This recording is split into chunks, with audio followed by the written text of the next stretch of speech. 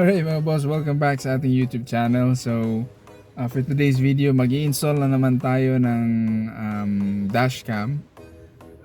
This time, it's gonna be sa sarili kong sasakyan. Kasi yung binili kong dashcam before, so almost 5 years na yung dashcam namin. Wala ka na makikita, so something's wrong with the lens na. So, yun, kailangan ng palitan. Tapos nakabili ako ng mumurahing dashcam sa online, based doon sa mga comments sa Shopee, doon sa seller. Okay naman yung, di siya the best quality pero okay naman. It serves its purpose naman, which is of course for security. Di as I don't think it's the best quality na makukuha natin, pero at least meron tayong ganito. So, the reason why papalitan ko na, ito yung itsura ng aking dashcam. So, papakita ko lang sa inyo. So, yun yung front camera niya. So, pag nagpapalit tayo ng reverse, so, yan. Medyo okay pang reverse, pero, parang may glare na. Tapos, yun yung, front cam. So, yun yung papalitan natin. And ito yung ipapalit natin na dashcam. Alright, so samahan nyo akong mag-install ng ating bagong dashcam dito sa ating Mirage Hatchback 2018. Alright, so solo video lang tayo ngayon. Wala tayong videographer.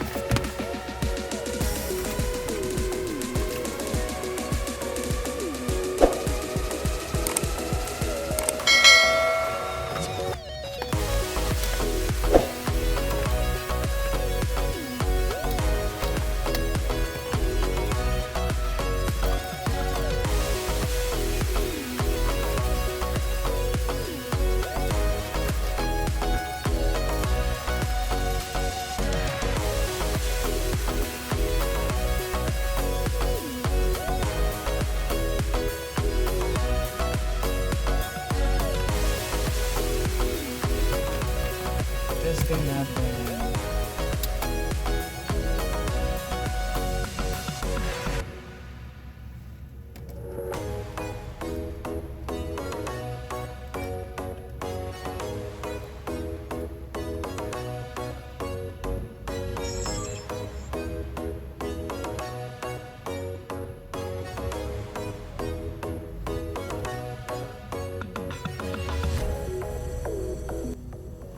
on naman.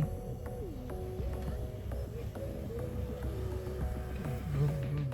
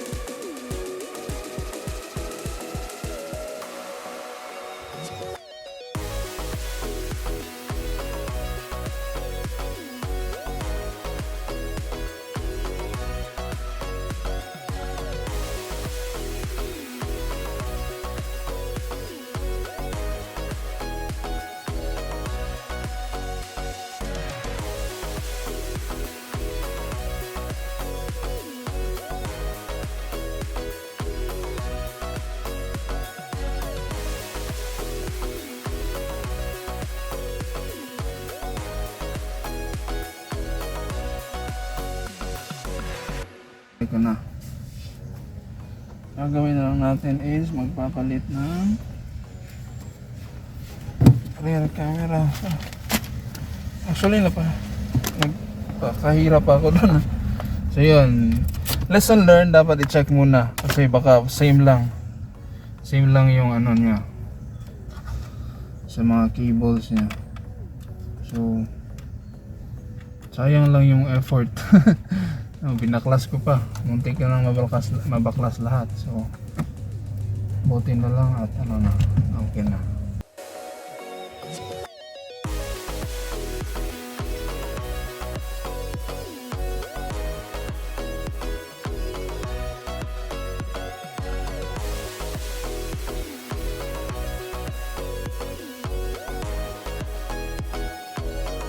On na siya.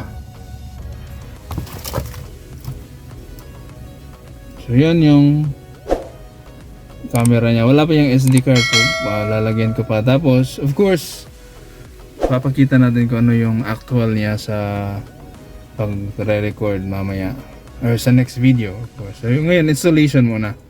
Okay.